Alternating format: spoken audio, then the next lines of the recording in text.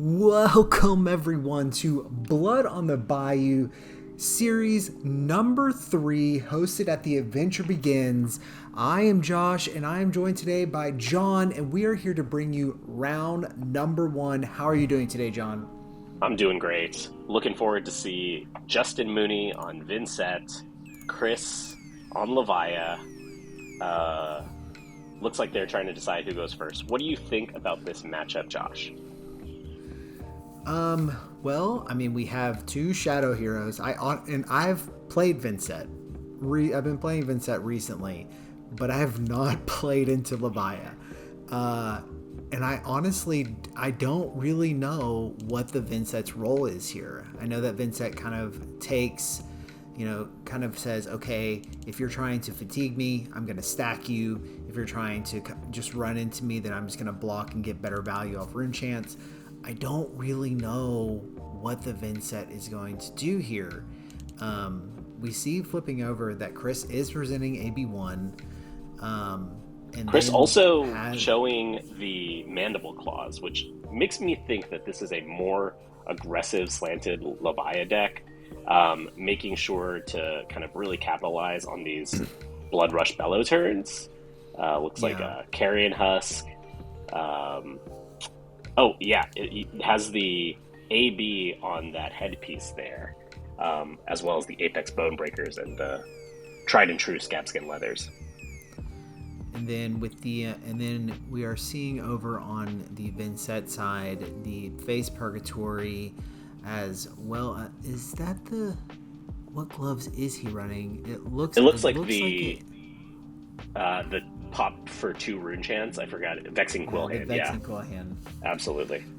So definitely having the bailout on board as well as the tome. So we will see what we're going to do. Pretty standard loadouts. Yeah, Nothing I can definitely crazy. see that this is pretty standard loadout. I would imagine Chris really looking for those big Levia turns with either Blood Rush Bellows or that new Shadow Beast card. The one that if you banish all 3 6s, it goes absolutely crazy. Yeah, that card is pretty good. The Shadow Realm Horror, able to give Levia a lot more life. So starting out here with a pretty simple banish and able to go searching. Not going to have go again here. Well, actually, did he pay into it? He did pay into it, so he probably has go again.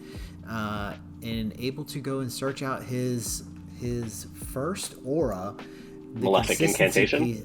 Malefic Incantation, that the consistency piece that Vynsett it needs to keep going. The addition of Malefic Incantation from Rosetta really juiced these Vynsett decks from kind of a niche hero into one that you'll definitely see a lot more often. I also really like how Justin has kind of sleeved his entire deck in this purple, really repping the rune chance here. And the is that a Swarming Gloomveil Everfest mat as well? Oh, it definitely is. And it looks like we have the agility token, Call of the Grave on the last time, and then Call of the Grave. So Chris is going to go grab the Howl from Beyond, get it in the graveyard. So it looks like he's running a little bit of a recursion package here. So Howl from Beyond going to be just a little pump, but able to play from Banish. Yeah. So good piece here for Levia, just to be able to play things from Banish and get extra little bit of value on whenever you have extra resources and things like that. Exactly. Just always something to do with your extra resources. Call of the Grave, something that immediately we saw as a kind of auto include for some of these Levia lists.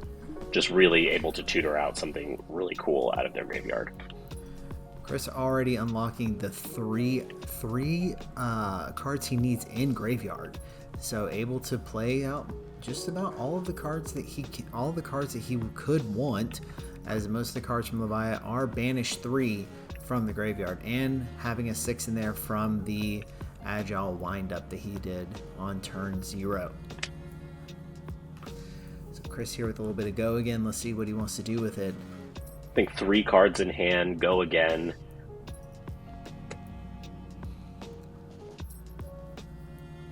Let's see what he wants to make out of this turn. Gonna send an Endless Maw here with Go Again, banishing the 3 cards that are in there, getting the Howl from Beyond in the banish zone, able to have so that he is able to play it out at a later turn. So +3, obviously, with the banish of the plus, with 1 banish of a 6 power card. Looks like 1 Blood Debt active. Just the Howl from Beyond, which can be played. So blocking 3, gonna take 6 here. Actually, no, he's not. He's going to sink and going to refresh one of those cards in his hand. So able to block 7, taking 2. Looks like we have the life. Chris has Go Again. Flipped a little bit.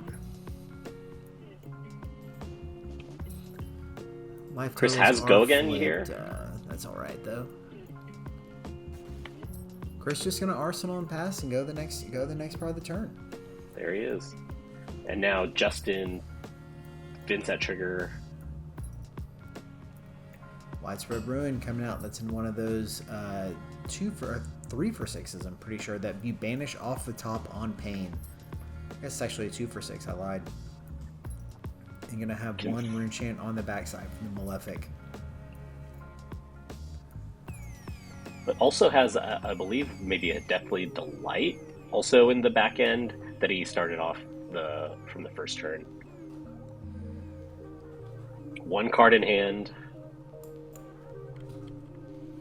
Chris looking like he is going to pay, not wanting to use the huge hand here, so maybe just a little bit of a value play, seeing that the Vynsett is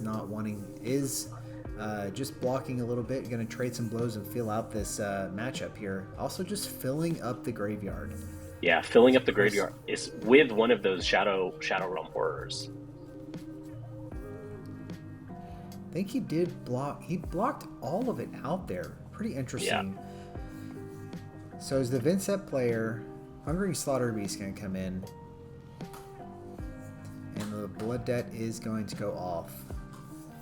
So just a simple 2-card 7. Nothing crazy coming in here. I think if I'm sitting in Justin's spot right now, I've sent two attacks here at Chris, and he has done a lot of blocking. And so maybe I'm going to be actually trying to stack up a little bit as the Vynsett here. I think Justin has maybe a different idea, just taking a ton of damage here. Looks like he has a few non-attack actions in hand. Let's see what he wants to banish. Eloquent Eulogy, really easy card to get out of banish here, especially with the Malefic on board. So Machination's gonna give his first attack Go Again and Overpower. Let's see what he's going to, what the first attack on the chain is going to be. There it is, Deathly Delight. So on combat chain, on pain, I'm pretty sure this is the heal one, if I remember correctly. I believe it is the heal one, based on how many people, or how many heroes have lost life this turn. That is correct. So Justin here, 2 rune basically presenting 7. Let's see what Chris wants to do about it. He only has 1 card in the graveyard. Graveyard management, huge here for the Levia. Needs to figure out how to get at least 2 cards in graveyard. 2 cards in the graveyard, and also kind of has to think about, all right, am I actually going to pitch into this rune chant?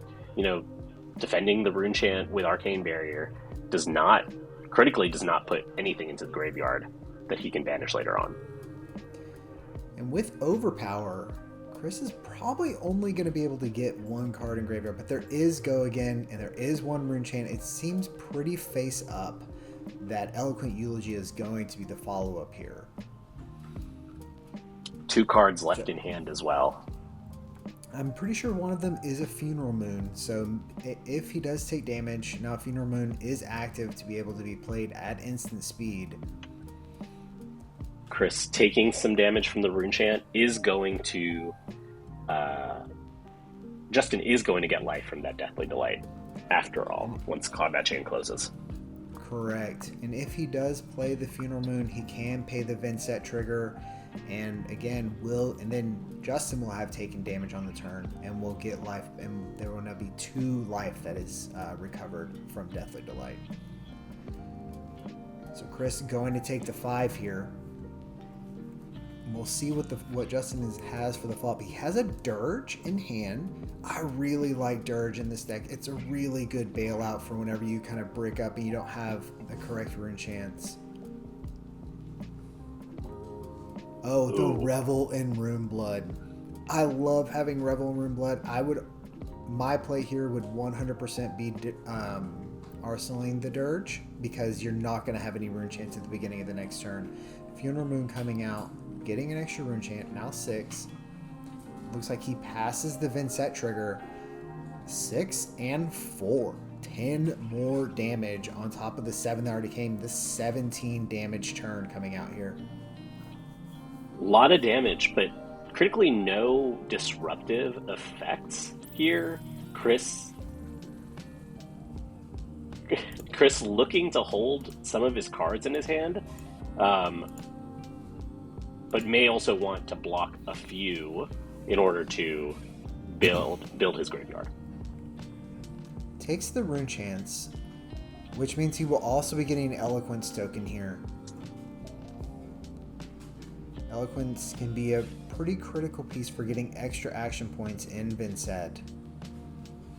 Chris so far has held on to the whole grip though, all 4 cards. Another Hungering Slaughter Beast. Or not Hungering Slaughter Beast.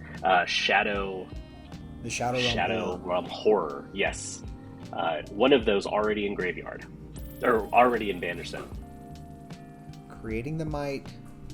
So next turn, if I remember right, Chris is only 2 cards in the graveyard. So this probably not going to be one of those big Shadow Brood attacks coming in. The Might is going to pop at the beginning of his turn. Mark of the Beast, though. Mark of the Beast coming out. Immediately goes into the Banish Zone after it's played. That is correct. Turning off the Blood Debt for Levia. So a really, really good piece here. But again, critically not filling the graveyard. But he does have an arsenal for next turn.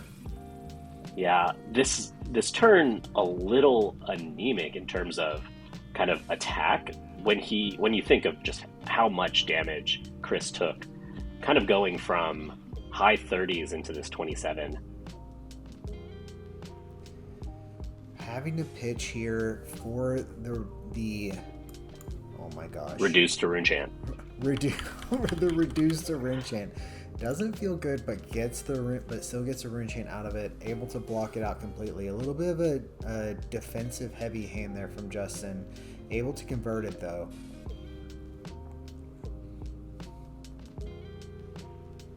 Banishing the Widespread, that's really tough.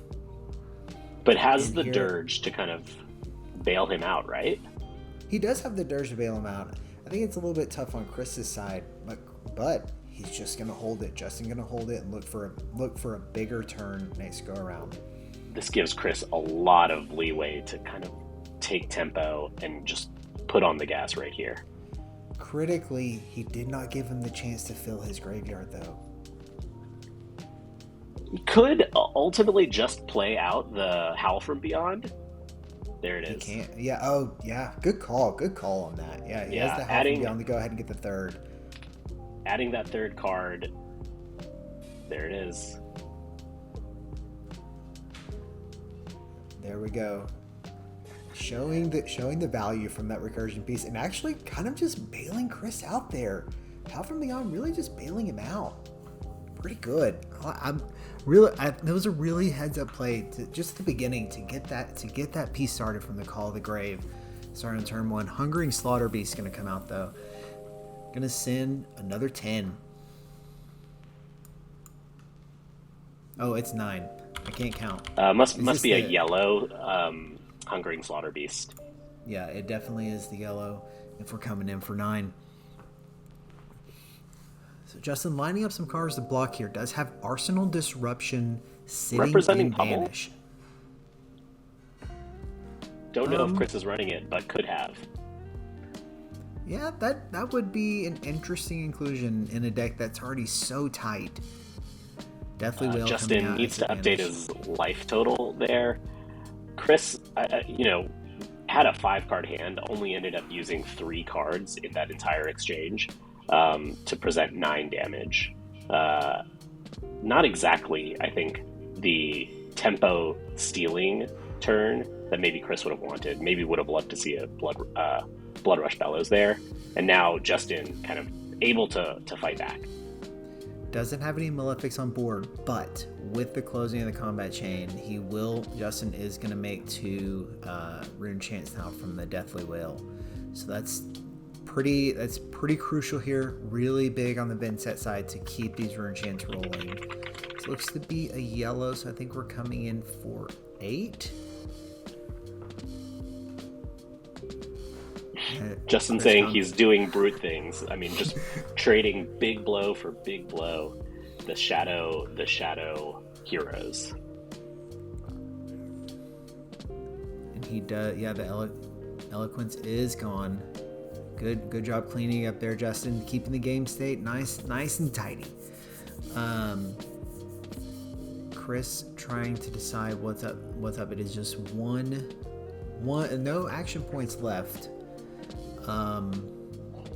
And Succumb is a thing, as being pointed out by Chris. And it is sitting in Arsenal. So let's see, Chris kind of going through the lines here, talking out loud, deciding what he wants to do. Succumb is a pretty nasty card. He did take the initial rune chant. Yeah, he had to. One unpreventable.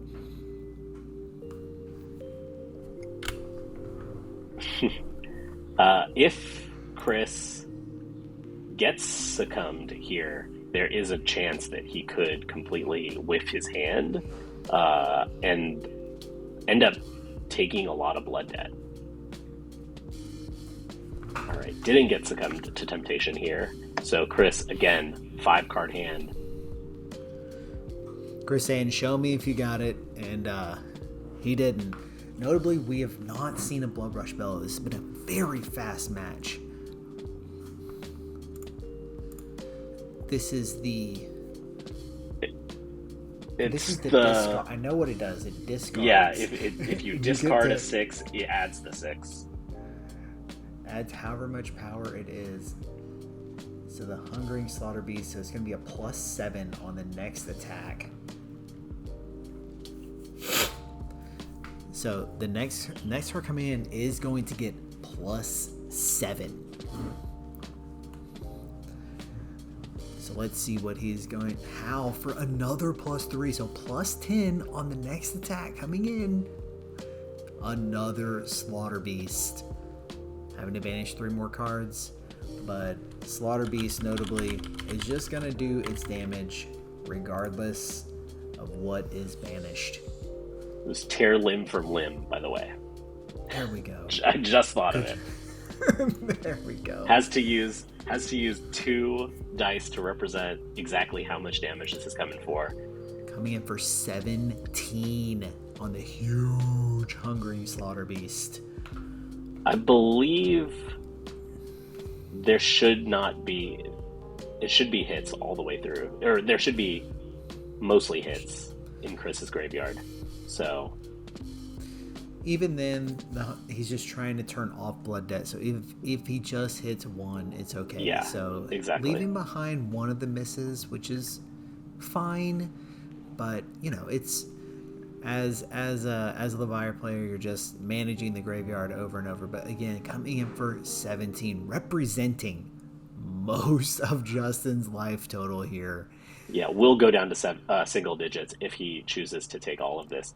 You would think that Justin is kind of willing to use some of his hand to block here. I think he has a handful of 2 blocks.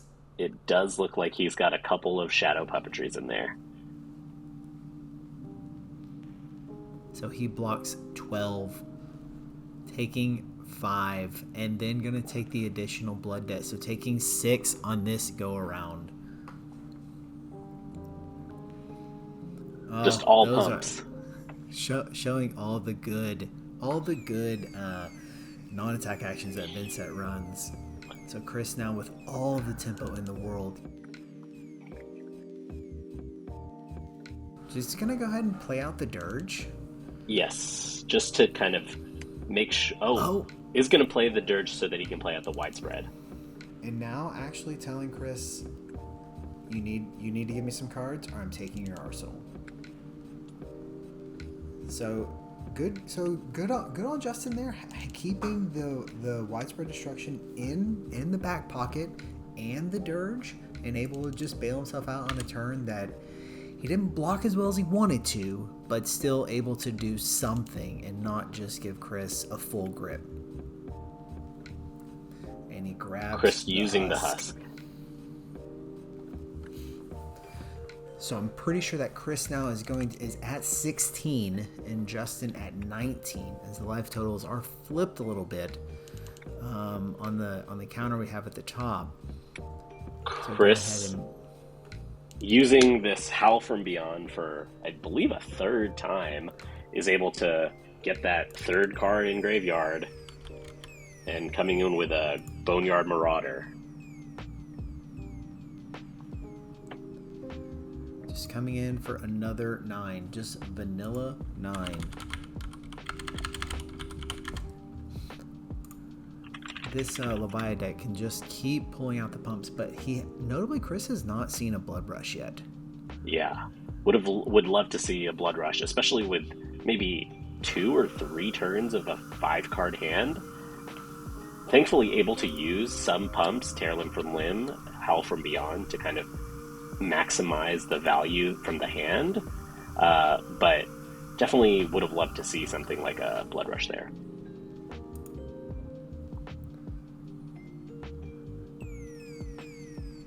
All right, so let's. Justin goes to Arsenal, banishes a Succumb to Temptation, not a blood debt card that he can use, or not a Rune Gate card he can use.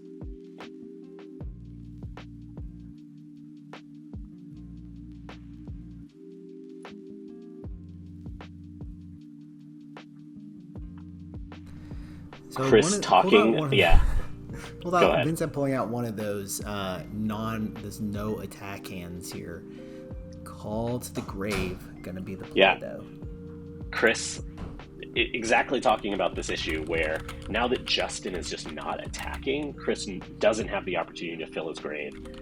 Using Call to the Grave to kind of sidestep that problem, and again, also still has the Howl from Beyond to pay into if he needs it.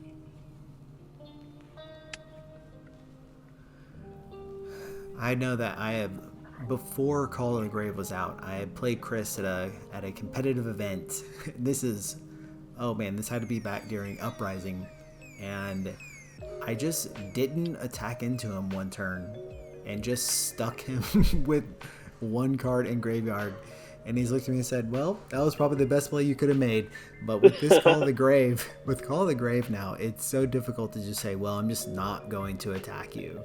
Yeah, so. Now has the Call of the Grave, pulls out the Deep-Rooted Evil that he can also recur out of the Banish Zone. So Deep-Rooted Evil going to, let's see, and this one's a really hard card to get into the grave because it has no block value. And it'll also cost 3 here. But Call of the Grave making it easier to get in there for another recursion piece. And there is the 3rd Shadow Realm Horror.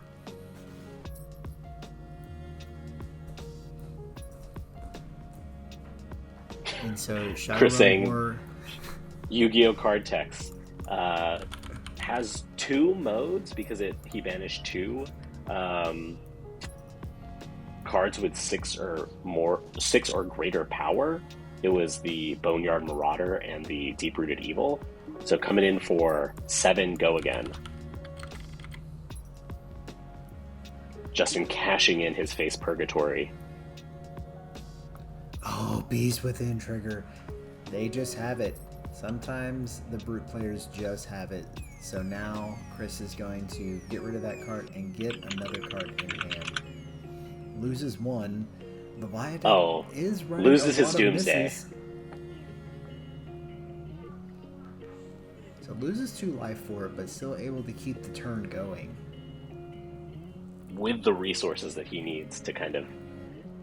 has 2 cards in hand, could just pay into the Howl from Beyond and play out the Deep-Rooted Evil.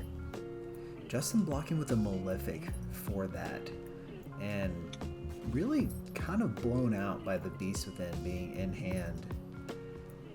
Really, really tough losing a Malefic as a Vynsett with none on board too. Yeah, can't really get this train started. So there it is, Deep-Rooted Evil for 6. Getting recurred. Getting reduced though, able to get the full 5 value out of it this time. So we'll be moving back over to Justin with 16 playing 14 here at the Blood on the Bayou series circuit number 3. See what Justin has, is able to banish the Deathly Wail with 3 rune chants. So is he going to shoot it? I think really thinking about if he wants to send this Deathly Wail. Chris incentivized to block if he wants to flip. Justin, something that we haven't talked about is the Levia flip, either Levia Redeemed or the other one, Blasmafet.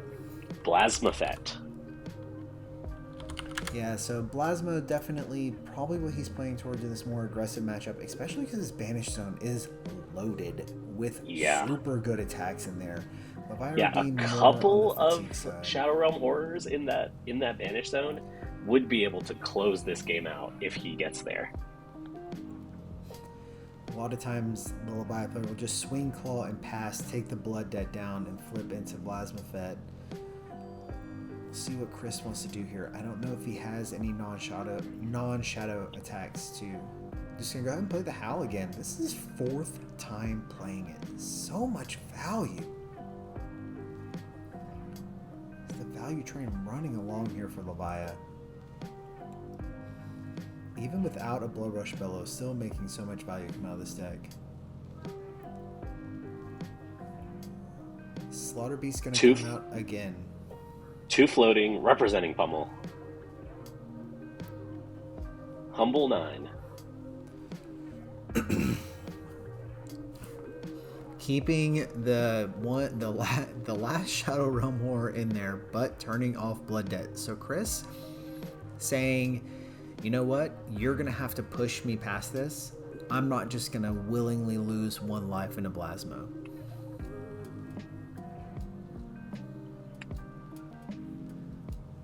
So Justin here going to take some inventory, take some stock of what he can do. So on his turn, he does have the Deathly Wail just ready to go. He can just lay the hand down here if he really wants to, but he has a couple more Deathly Wails in hand. Looks like he has a Dirge as well. So another Dirge in hand.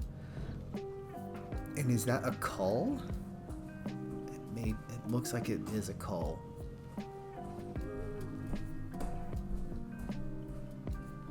Justin really needs to think about kind of where he's going to pivot here. He's running out of health in order to kind of take damage and then kind of pivot into a larger turn. Obviously, Vynsett has the ability to kind of, work with smaller hands.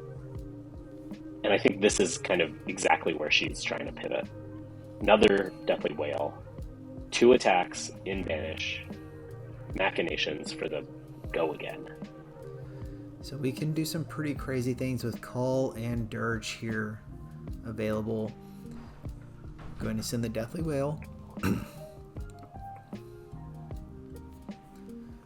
So Chris probably going to take some damage here with the overpower. Actually, I guess he could block it out with a 3, 4, 5, 6. Yeah, he could block it out with some equipment and 4 rune chance. 4 rune chance is pretty awkward though, so he just goes ahead and takes them. Goes down to 10. Critically not going to be able to turn a Blasphemous here to close out this game. I'm not sure that he has enough either for Levia Redeemed. You have to have 13 Blood Debt cards. Yeah, he has quite a few. I don't know if it's 13. He hasn't kind of given us the ability to see how much Blood Debt he has. Might just be trying to close it out the old-fashioned style. Gonna go ahead and block out all the physical and make the might. Get the extra value. Get the full value off of that Apex Bonebreaker this game.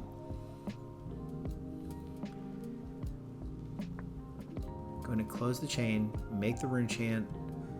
1 rune chant becomes several more with the Sturge. And Cull is also available. There it is. Going to 3.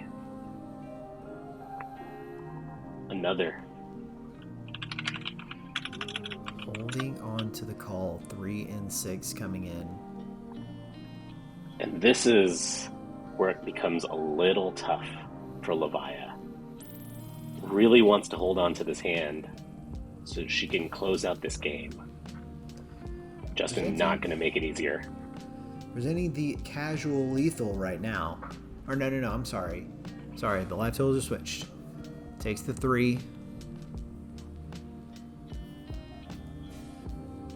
Justin does have the ability to play the Cull here at instant speed, opting not to. Looks like he may hold it for a little bit of defense.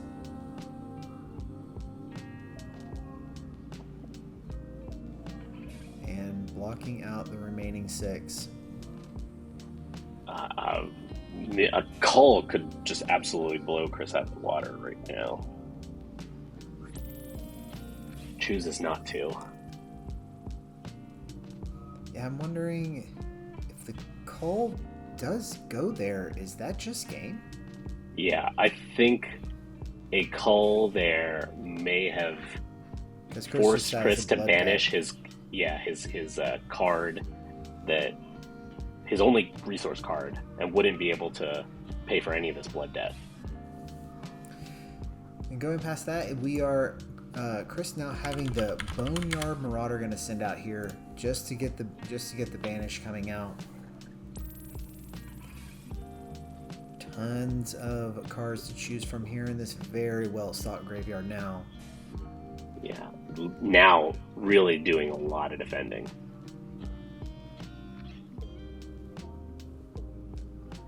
Justin picking up a little bit. Chris remarking that the Howl did not get banished there, so it still looks like it's still sitting in graveyard.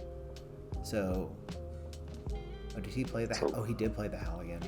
So it's coming in for 10.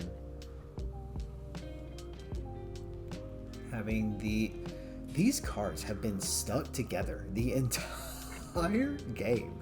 This Sink Below and Haunting Renditions are just been together the entire game. He's always seen them together, able to block 8 easily. So Blood Debt being turned off, and Justin now moving to banish the Funeral Moon. Ouch, no attack.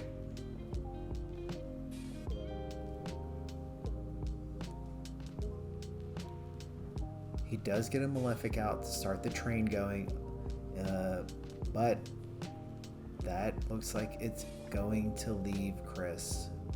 Well, does he decide to play the Cull for his turn? Uses action point to Cull.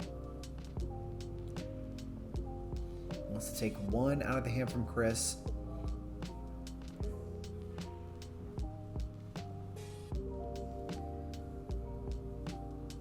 Alright, so Levia player having to choose here what to banish.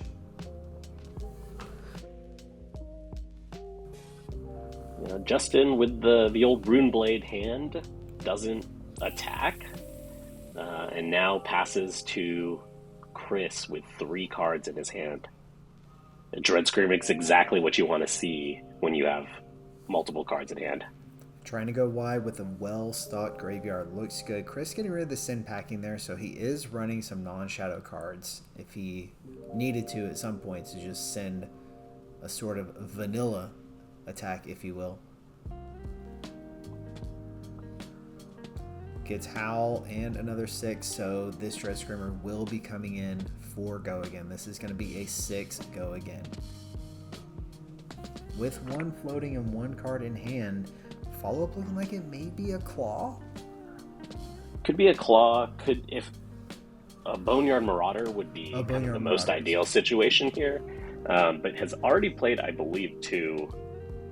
Would be impressive if you got to the 3rd. I forgot my Boneyard Marauders are 1 costs. How could I?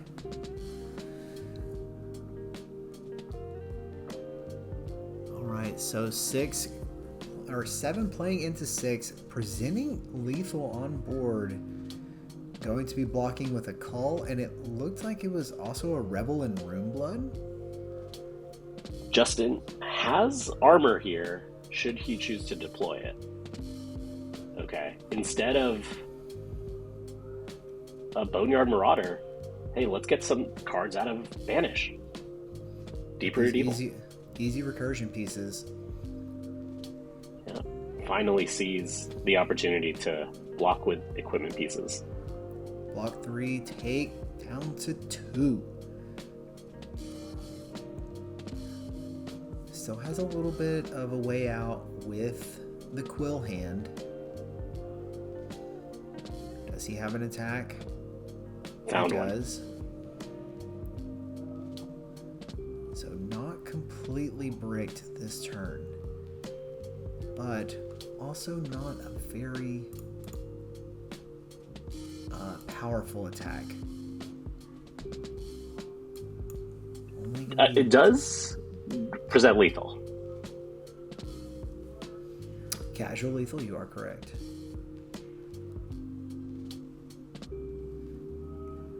Gonna run out the Beseech to give it a +3. So coming in for 3 and 7.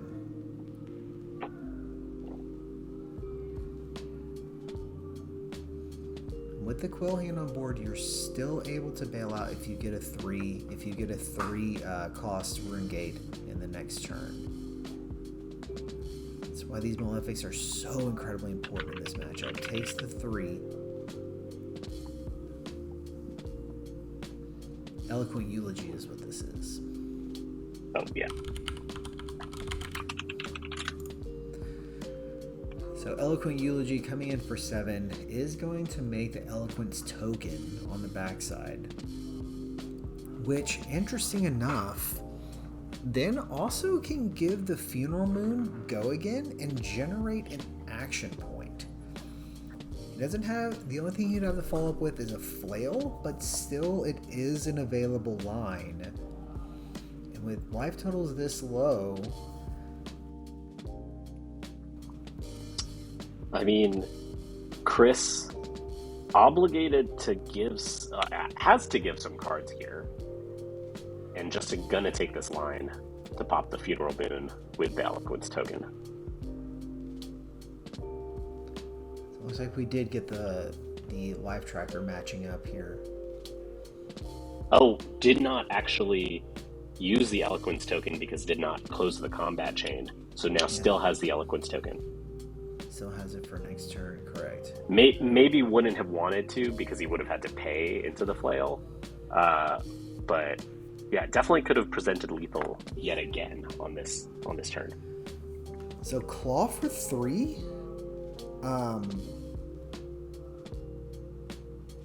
Is Chris just dead here?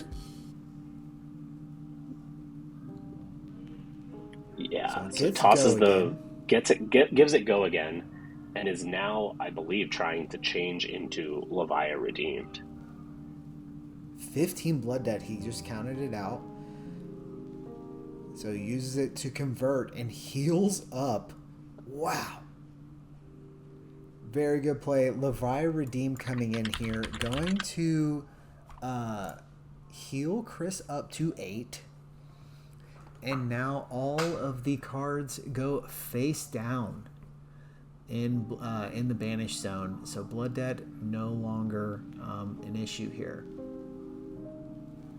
And now can just block out as he needs to. Justin still, has to face Blood Debt. So now the game looking a lot different, right? It feels a lot different. Now the game's a lot different. Justin on the back foot. Chris no longer can actually just give his entire hand each turn. Banishes a Deathly Wail, so able to go up to 3. Plays another Malefic, so starting to see more Malefics and letting them hit the field, and has the Sneaky Succumb in hand,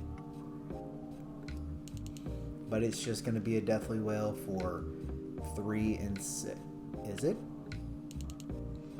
Justin rethinking it.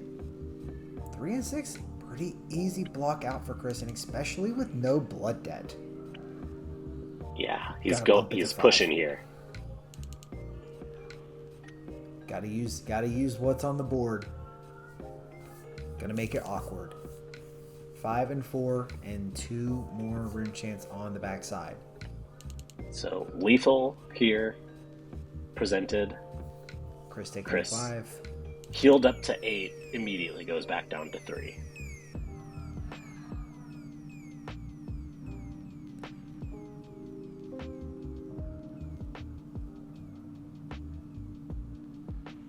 Interesting choice not to deploy the Succumb there.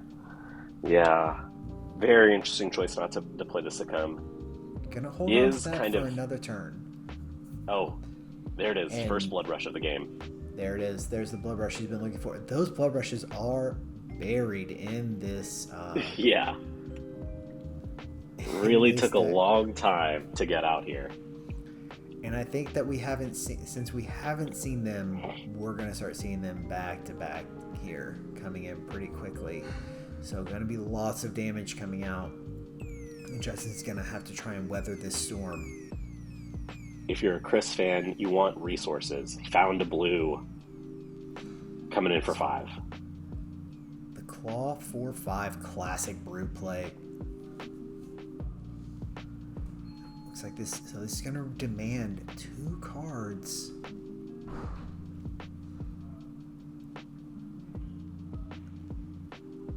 Yeah. Would die if he does not put another card in front of this. If Chris has a 2 for however many, 2 for 6, this game might be over. Let's see, Justin gonna block all 5 here.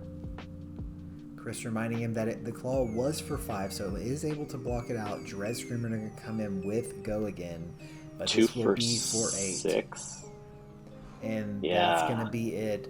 Chris able to take it down. Coming into Levia Deep, I did not see that happening this match. I really thought he was going to be going to Blasmo, but... Yeah, he had such good cards for Blasmafet. But yeah, you're absolutely right. I mean, just barely hit the Levia Redeemed. If you heard him counting out, he had 15 Blood Debt cards for Levia Redeemed 13. All right, well, that was... Yeah, go ahead, John. Yeah, what did you think about that game, Josh? That was pretty interesting. I really think that as again, we talked about at the beginning, these Vynsett roll, whether you're kind of stacking or if you're going to just kind of send one attack, and it really did ebb and flow through that whole matchup. It was a very interesting match to watch, especially from the Vynsett side. I'm excited to see what we got next round. Congrats to Chris taking it down on the first round, and Levia going 1-0. Congrats to Chris. We'll see you at the next one.